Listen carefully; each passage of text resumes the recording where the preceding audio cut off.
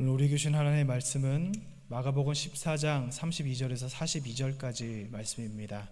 마가복음 14장 32절에서 42절까지 말씀입니다.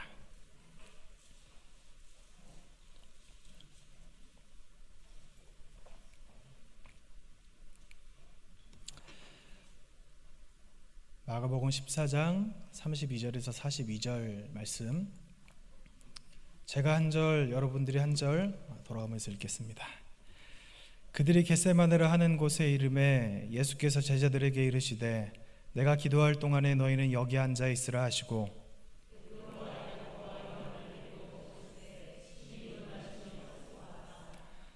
말씀하시되 내 마음이 심히 고민하여 죽게 되었으니 너희는 여기 머물러 깨어 있으라 하시고,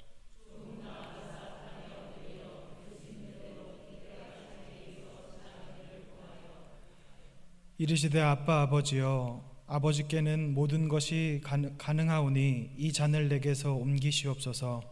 그러나 나의 원대로 마시옵고 아버지의 원대로 하옵소서 하시고,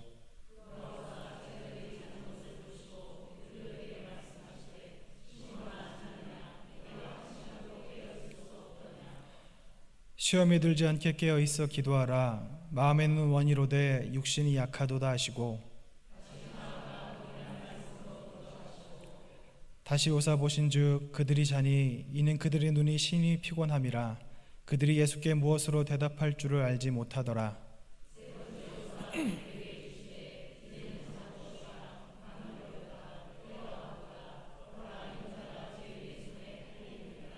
함께 봅니다. 일어나라, 함께 가자. 보라, 나를 파는 자가 가까이 왔느니라. 아멘. 여러분, 사순절 특별히 고난주간인데 잘들 보내고 계십니까? 얼굴들이 좀 퀭하신 거 보니까 힘드신가 봐요. 우리가 이렇게 예수 그리스도의 고난에 참여할 수 있음이 얼마나 큰 기쁨이고 영광인지 모릅니다. 예수께서 우리를 위해서 십자가에 못 박혀 죽으셨고, 그 죽으심으로 말미암아 우리가 비로소 성소에 들어갈 수 있는 담력을 얻을 수 있게 됐습니다. 우리가 자연인으로 살다가 하나님을 처음 믿고, 그리고 그 구원의 감격과 기쁨을 누려보신 분들이 아마 많으실 줄로 압니다. 저는 중학교 3학년 때 하나님을 처음 만났는데 굉장히 좋더라고요. 겨울에 그 여주에 있는 구로중앙수련원이라는 곳에서 경배와 찬양학교에 참석을 했다가 하나님 만났습니다. 겨울이었는데 이제 차를 타고 내려오는데 바닥에 이렇게 눈이 깔려 있는 걸 보고 제가 너무 아름답더라고요. 어떻게 하나님이 눈을 내려주셔서 이렇게 보는 것도 아름답게 하시고 내 기분도 이렇게 좋게 하시는지 모르겠다, 이런 생각을 했습니다. 그리고 나중에 여름이 되어서 바닷가에 갔는데 중학교 3학년짜리 남자아이가 바닷가에서 바다를 보면서 울었습니다. 하나님이 만들어주신 이 바다가 너무 아름다워서 감사해서 울었습니다. 그래서 그때 저희 큰아버지가 좀 얘가 이상하다 이러셨던 기억이 납니다. 여러분, 하나님을 처음 만나셨을 때 그 감격과 기쁨 다들 있으시죠? 얼마나 좋으셨습니까? 그 감격과 기쁨 여러분 돈으로 바꾸라고 하면 아마 바꾸실까요? 저는 못 바꿀 것 같습니다. 아마 누려보신 분들은 다들 저와 똑같은 생각을 가지고 있으시리라 생각됩니다. 이 구원의 감격과 기쁨이 얼마나 큰지 다윗은 이 구원의 감격과 기쁨에 대해서 하나님 앞에 찬양했고, 그리고 죄를 지었을 때 제발 나에게서 하나님의 신이 떠나지 마시고 구원의 감격을 회복시키시옵소서, 이렇게 고백했습니다.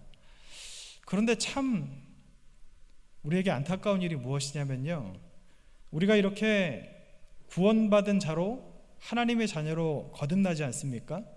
그래서 새로운 사람이 되었는데, 새로운 존재가 되었는데, 정말 안타까운 것은 무엇이냐면 내 자신이 변하지 않는다는 겁니다. 구원받은 사람이 얼굴에서 해같이 빛이 나고, 그리고 이전에 가지고 있었던 못된 습성들이나 악한 성품들이 사라지면 얼마나 좋겠습니까? 그런데 그렇지가 않더라고요. 구원의 감격과 기쁨을 우리가 누리는데 여러분 얼마나 가시던가요? 저는 중학교 3학년 때부터 고등학교 3학년 때까지 한 4년 정도 가더라고요. 그 뒤가 되니까 원래의 모습으로 변하는 것을 느꼈습니다.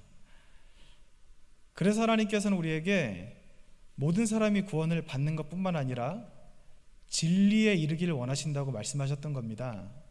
우리가 구원받는 것으로 끝이 아니라 구원받은 것, 죄인이었던 우리가 의롭다 칭함을 받고 그리고 성화의 과정으로 들어가는, 성화에 이르는 그 길을 원하신다고 하나님께서 말씀하셨습니다. 아마 여기 계신 분들 중에 한 분도 내가 그 구원의 감격과 기쁨을 잊어버렸으면 좋겠다 생각하시는 분이 계시지 않을 것이고, 또 어떤 한 분도 하나님께서 원하시는 그 뜻대로 살지 말아야지 라고 생각하시는 분은 없으리라 생각됩니다. 그런데 오늘 성경에는 우리와 좀 비슷한 사람들이 나옵니다. 바로 제자들인데요. 담임 목사님이 여러 번 말씀하셨다시피 이 마가복음을 보면 제자들이 참 바보 같습니다. 세상에 이렇게 미련할 수가 없어요. 오늘 이 베드로도 또 미련한 일을 3번이나 하거든요. 그런데 여러분 잊지 마셔야 될 것은 무엇이냐면, 베드로가 그렇게 여기 이렇게 바보같이 쓰여 있다 그래서 만만한 사람은 아닙니다. 나중에 베드로의 설교로 수천 명이 하나님께 돌아오고 베드로의 그림자만 밟았는데 병자가 나았다고 했지 않습니까? 그러니까 우리 사도들을 너무 우습게 보지 마시고 오늘 이 성경을 함께 나누었으면 좋겠습니다. 예수님께서 잡히시던 날 밤에 제자들을 데리고 겟세마네 동산에 가십니다. 그리고 그 제자들 중에 베드로와 야고보와 요한을 데리고 기도하는 자리로 따로 가십니다. 그런데 이들을 데리고 가시면서 예수님이 그 자리에서 하셨던 것이 무엇이냐면 심히 놀라고 그리고 두려워했다, 슬퍼했다, 이렇게 나와 있습니다. 제가 이 말씀을 보면서 좀 궁금했습니다. 예수님이 놀라셨던 적이 계신가? 찾아보니까 여기서 예수님께서 놀라셨다고 하는 단어가 예수님께 사용된 것은 신약 성경에 여기밖에 없더라고요. 그러니까 무슨 말씀이냐면 예수님이 처음으로 이 세상의 생애를 사시면서 크게 놀라셨던, 놀랐다고 기록이 돼 있으니까 그냥 이렇게 깜짝 놀랐다 이렇게 생각할 수도 있겠지만, 그 단어를 찾아보면 우리가 그냥 무언가 못 볼 것을 보고 놀랐다 이런 의미가 아니라 굉장히 크게 두려워했다 이런 뜻이 있다고 합니다. 그리고 슬퍼하셨다고 기록되어 있습니다. 슬퍼하셨다는 것은 예수님이 몇 번 슬퍼하셨던 적이 나오죠. 나사로가 죽었을 때 그 나사로의 죽음으로 인해 슬퍼하는 사람들을 보면서 눈물을 흘리셨다고 했고, 그리고 오늘 말씀 이전에 이 예루살렘을 바라보시면서 감람산에서 눈물을 흘리셨다는 것도 기록되어 있습니다. 그런데 예수님이 놀라셨던 것은 이때가 처음입니다. 예수님이 이렇게 무언가에 굉장히 놀라신 모습을 보였던 것은 이때가 처음입니다. 제자들의 눈으로 볼 때 아마 좀 의아할 수도 있었을 것입니다. 여러분, 예수님이 두려워한다, 이게 어울리나요? 그동안 봐왔던 예수님은 어떤 분이셨습니까? 풍랑이 일었을 때 배에서 주무시던 분입니다. 풍랑이 막 치니까 조용히 해! 이러니까 조용히 했던 것이 그 예수님입니다. 그 예수님은 두려워하는 모습을 한 번도 제자들에게 보인 적이 없으셨던 분입니다. 그런 예수님께서 이 제자들에게 처음으로 두려워하는 모습을 보인 겁니다. 여러분, 이 제자들이 이 모습을 보고 어떤 생각이 들었을까요? 왜 이러시지? 무슨 일 때문에 이러시지? 이런 생각을 하지 않았을까요? 그런데 예수님께서 이 제자들에게 또 한 가지 말씀하신 게 있는데, 그것이 무엇이냐면 내가 마음이 심히 고민된다. 이제 내가 기도를 하고 갈 거니까 너희는 깨어있으라, 이렇게 말씀하시는 겁니다. 제자들의 입장에서는 예수님께서 두려워하신 것도, 두려운 모습을 보이신 것만 해도 참 놀라운 일인데 제자들한테 내가 걱정이 된다 이렇게 말씀을 하시는 거예요. 처음 본 모습이었겠죠. 굉장히 놀랐을 겁니다. 그리고 분위기가 굉장히 숙연했을 겁니다. 아마 이 상황의 제자들이라면 예수님이 무언가 큰 일을 앞두고 계시니까 우리가 예수님의 명령대로 해야지 라는 생각을 하는 것이 정상입니다. 그런데 여러분, 제자들은 우리가 생각하는 것과 다른 반응을 보입니다. 예수님께서 깨어있으라고 하시는데 제자들은 깨어있질 않아요. 잠을 잡니다. 그것도 한 번만 잔 것도 아니고 3번이나 잠을 잡니다. 예수님께서 제자들을 두고 기도하러 가셨다 이렇게 기록되어 있는데, 오늘 이 말씀과 똑같은 내용이 기록되어 있는 누가복음을 보면 돌을 던져서 닿을 만한 거리라고 되어 있거든요. 아마 여기서 저와 여러분들의 거리 정도 될 겁니다.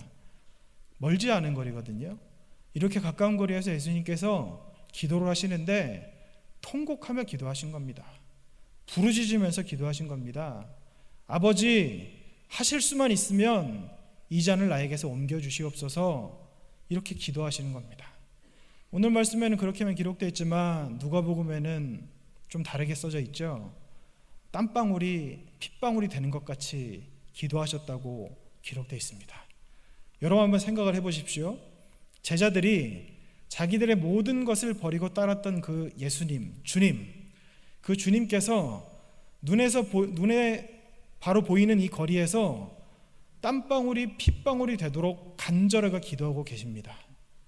그럼 정상적인 사람이라면 어떻게 해야 될까요?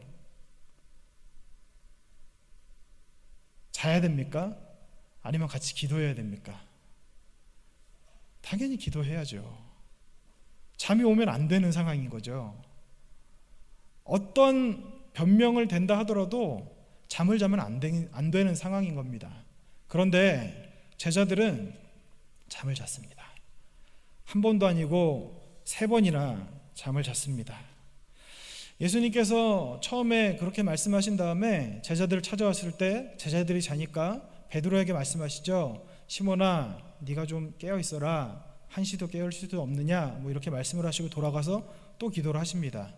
2번째 찾아오셨을 때 제자들이 또 자고 있으니까 예수님이 제자들을 보시면서 어떤 말씀을 하셨는지 기록은 되어 있지 않지만 제자들이 예수님 앞에 어떻게 말씀을 드려야 할지 몰랐다 그랬습니다. 아마 굉장히 죄송하고 굉장히 민망했던 상황이었던 것 같습니다. 그런데 이렇게 2번째 예수님이 찾아오신 다음에 또다시 기도를 하러 가시고 나서 다시 오셨을 때 제자들이 또 자고 있는 겁니다. 오늘 말씀을 보면 41절 말씀에 이렇게 되어 있습니다. 이제는 자고 쉬라, 그만 되었다, 때가 왔도다, 이렇게 말씀하고 계시잖아요. 그래, 이제 됐으니까 그만하고 쉬어, 이렇게 말씀하시는 것 같지만 제가 다른 성경을 찾아보니까 현대인 성경에 이렇게 되어 있습니다. 예수님은 3번째 제자들에게 오셔서 이렇게 말씀하셨다. 아직도 자고 있느냐? 그만하면 됐다. 이제 내가 죄인들의 손에 넘어갈 때가 왔다. 이렇게 기록이 되어 있습니다. 그럼 제자들이 이런 반응을 보였던 이유가 무엇일까요?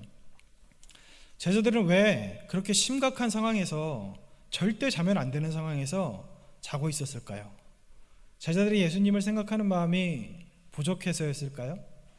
예수님은 예수님이고 우리들은 우리들이니까 예수님이 기도하시면 더 능력이 있으니까 예수님만 기도하시면 되지, 이런 생각을 가지고 있었을까요? 예수님과 함께 기도하고 싶은 마음이 없어서 그들이 잠을 잤을까요? 그렇지 않다고 오늘 성경에서는 말씀하고 있습니다. 예수님께서 그들에게 뭐라고 말씀하십니까? 38절에 시험에 들지 않게 깨어 있어 기도하라. 마음에는 원이로되 육신이 약하도다. 이렇게 말씀합니다. 그들에게는 예수님을 생각하는 마음이 있었습니다. 예수님께서 그들에게 깨어 있으라고 하신 명령을 듣고 싶은 마음이 있었습니다. 마음이 없어서 안 했던 것이 아니고 그들의 육신이 약해서 못했던 것입니다. 사람의 생각을 밝게 하시는 예수님께서 제자들이 굳이 말하지 않아도 그 마음이 어떤지를 너무나도 잘 알고 계셨기 때문에 이 성경 말씀에 그렇게 말씀하신 겁니다. 여러분, 이 제자들의 모습이 꼭 우리의 모습 같지는 않습니까? 하나님의 말씀대로 살아야 하는데, 하나님의 뜻대로 살고 싶은데, 죄 안 짓고 살고 싶은데, 하나님 안에서 변화되고 싶은데, 마음은 있지만 우리 육신이 너무나도 약해서 조그마한 유혹에도 넘어지고 무릎 꿇고 타협하는 그런 부족한 우리들의 모습과 제자들의 모습이 너무나도 닮아 있다고 생각되시지 않습니까? 저는 얼마 전까지 굉장히 큰 고민이 한 가지 있었습니다. 그것이 무엇이냐면요, 제가 목사를 떠나서 한 사람의 그리스도인으로 하나님을 믿은 지 벌써 중학교 3년 때 하나님을 만났다고 하면 20년이 훨씬 지났는데 제가 변화되지 않는 거예요. 여러분 보시기엔 어떨지 모르지만 제가 혈기가 굉장합니다. 안 없어지더라고요. 아무리 기도를 해도 제 혈기가 죽질 않는 겁니다.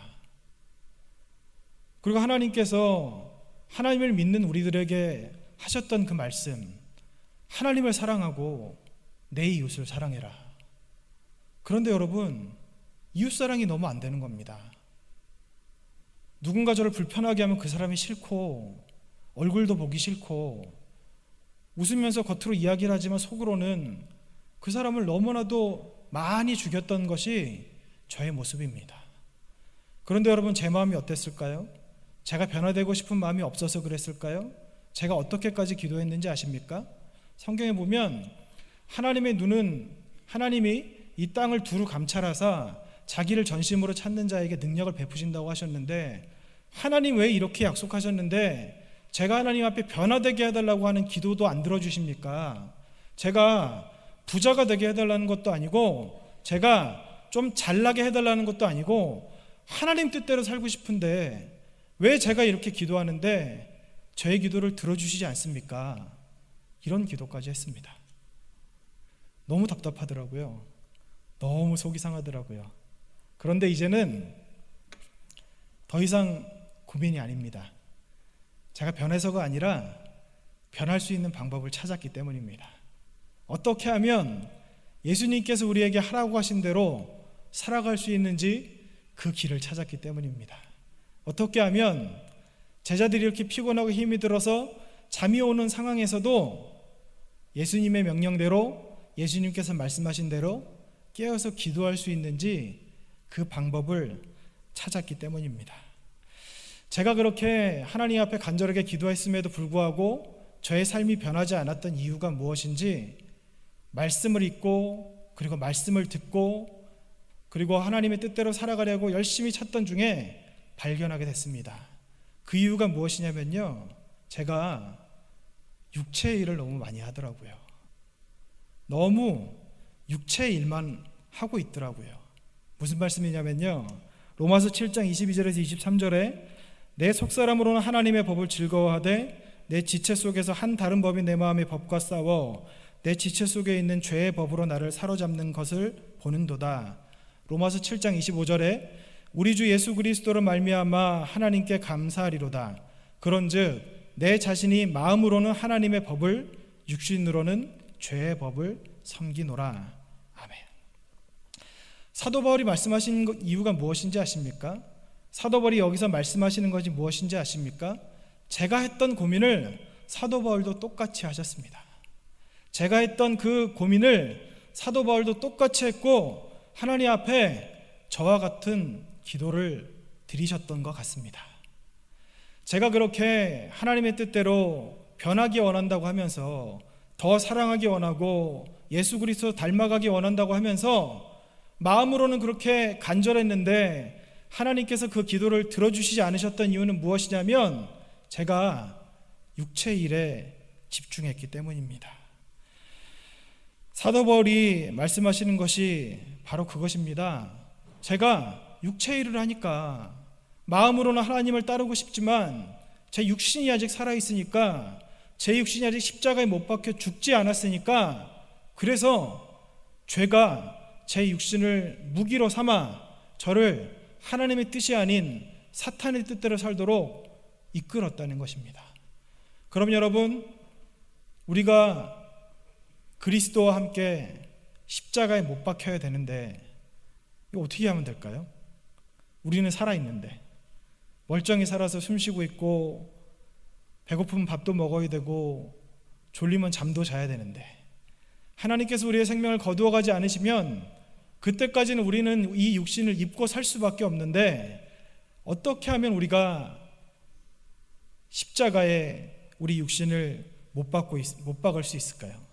예수님께서 그 해답을 오늘 성경에서 한번 말씀하셨습니다.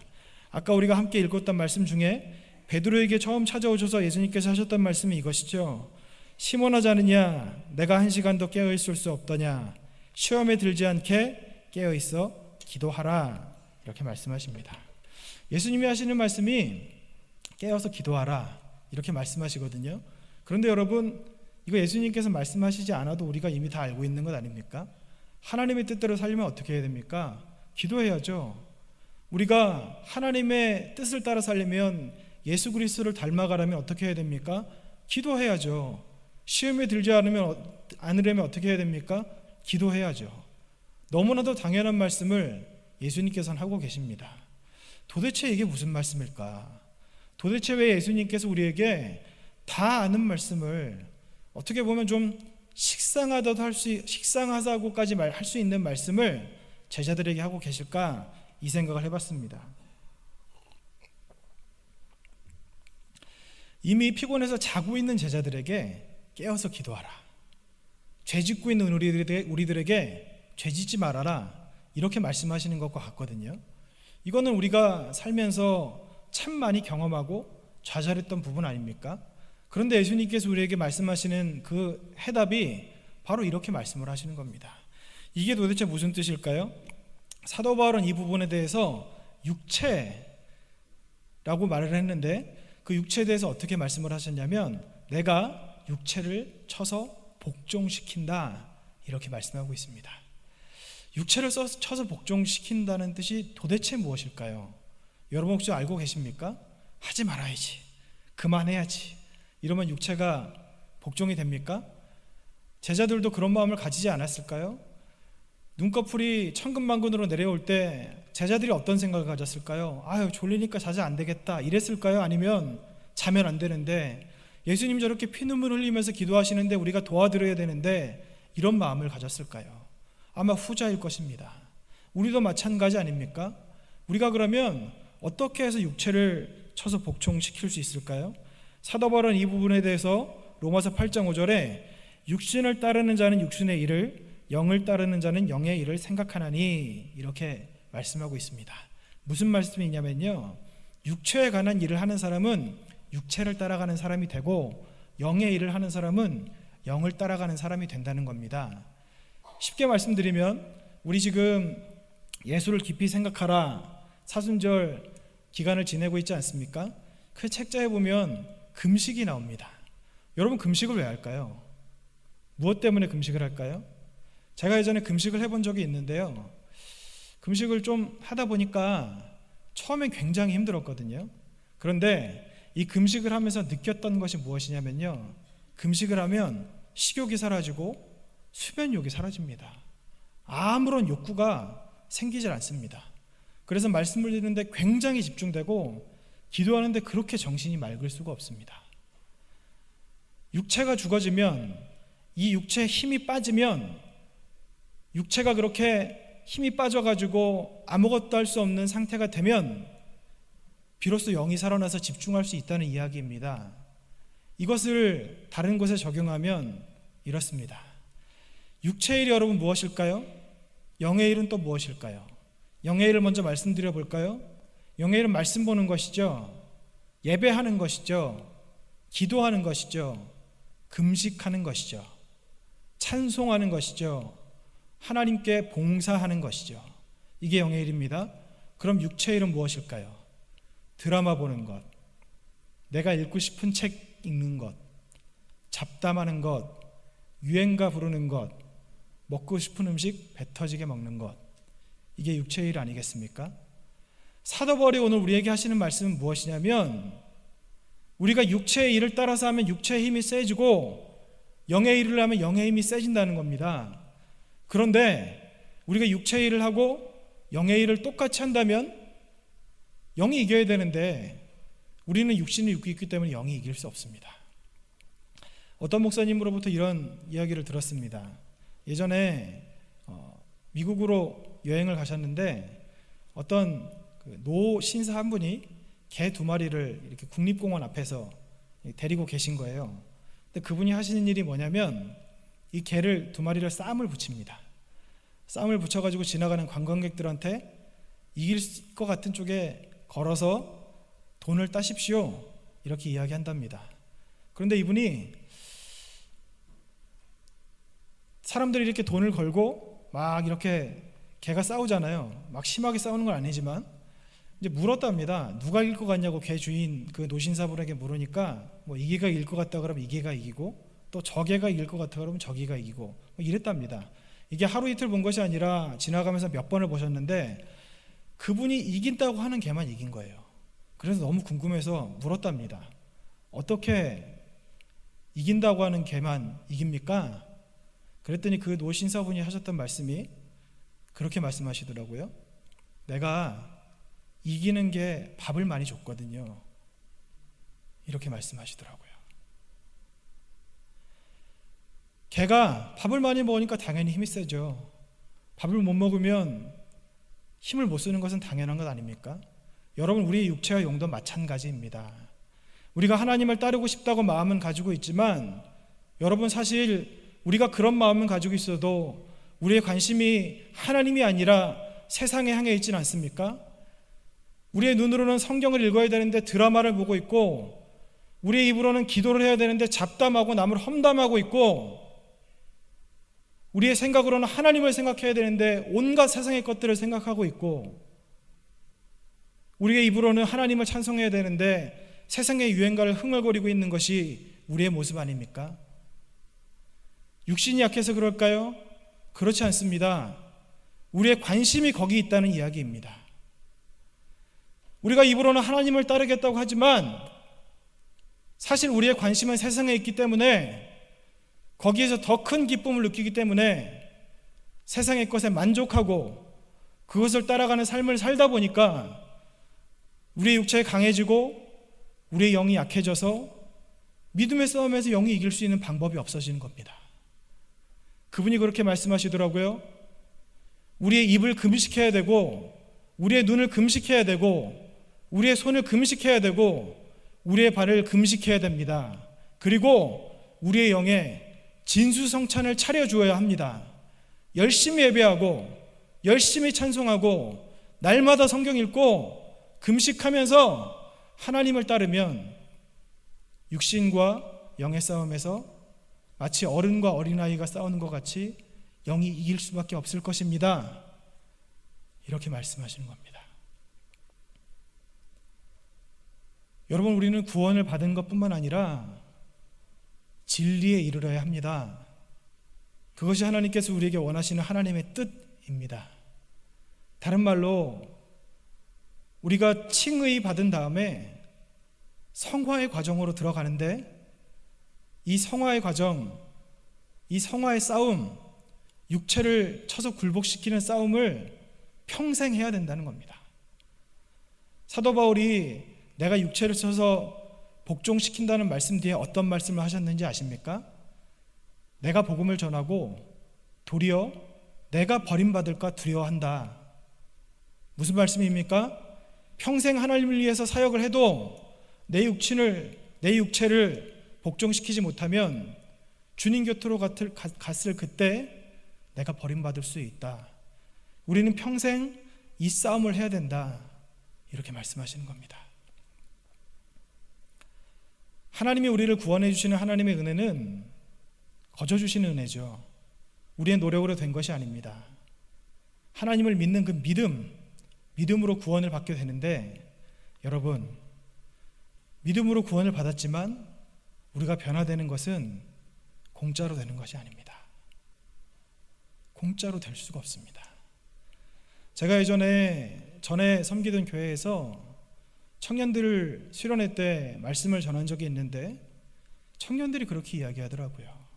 너무 신앙생활하는 게 힘이 들다고, 너무 괴로워서 못하겠다고 그렇게 이야기를 하는 겁니다. 제가 그래서 거기서 뭐라고 이야기했는지 아십니까? 야, 너희들이 신앙생활 취업 준비하는 것 같이 열심히 해봤어? 취업 준비할 때 공부하는 것 같이 성경 열심히 본 적 있어? 어떻게 그 정도 열심도 안 가지고 신앙생활 힘들어서 못하겠다, 어려워서 못하겠다 그런 말을 해? 이렇게 이야기했던 적이 있습니다. 그때 청년들이 참 많이 회개하고 하나님 곁으로 돌아올 수 있었습니다. 여러분, 신앙생활은 거저하는 게 아닙니다. 우리가 하나님 앞에 내어드려야 할 것은 내려드려야 하고, 우리가 하나님 앞에 포기해야 될 것은 포기해야 하고, 그래서 포기하고 내려놓고 대가를 지불하는 것으로 말미암아 변화될 수 있는 것이 바로 신앙생활입니다. 여러분, 우리 교회에서 이렇게 사순절 기간에 사순절 특별 기도라고 해서 책자가 나갔지 않습니까? 이게 얼마나 감사한 일인지 아세요? 육체를 복종시키는 일을 교회에서 어떻게 하면 된다고 다 알려주고 그대로 하기만 하면 된다고 도와주는 것 아닙니까? 이것대로 따라 살아야 합니다. 사순절 기간 동안만 해야 되는 것이 아니라 우리 평생의 삶을 이렇게 육체를 쳐서 복종시키는데 집중하며 살아야 합니다. 하나님의 은혜를 원하면서, 변화되기 원하면서, 하나님의 은혜를 간구하면서, 내가 하고 싶은 것 하면서, 내가 하지 말아야 될 것 하고, 입으로 하지 말아야 될 말 하고, 먹지 말아야 될 것 먹고, 잘못된 일 하면서, 그러면서 하나님의 은혜를 받기 원한다는 것은 너무나도 가증스러운 일입니다. 여러분, 저는 아직 변화되지 않았습니다. 그러나 어떻게 하면 변화될 수 있는지를 깨달았습니다. 사랑하는 우리 영주교회 성도 여러분, 저와 함께 이 길을 같이 가실 수 있었으면 좋겠습니다. 예수님께서 우리에게 깨어서 기도하라 하신 말씀이 무슨 말씀인지 아십니까? 기도하면 다 돼가 아니라 네 육신이 너무 강해서 못하니까 육신을 죽이고 너의 영을 먹여라, 이렇게 말씀하시는 겁니다. 바라고 원하기는 우리 영주교회 모든 성도 여러분, 그리고 제가 하나님을 믿는 신앙의 연수가 늘어나면 늘어날수록 더욱더 변화되는 삶을 사셨으면 좋겠습니다. 우리에게 세상 사람들이 아는 그런 것이 아니라 우리의 마음을 감찰하시는 하나님께서 우리의 마음을 살펴보셨을 때 나타나는 성령의 열매가 주렁주렁 맺히는 여러분들이 되셨으면 합니다. 그래서 그런 풍성한 열매를 맺는 나무 한 사람 한 사람이 모여서 우리 영주교회가 아주 하나님이 보실 때 기뻐하실 만한, 하나님이 보실 때 칭찬하실 만한 그런 숲을 이루는 교회가 되기를 합니다.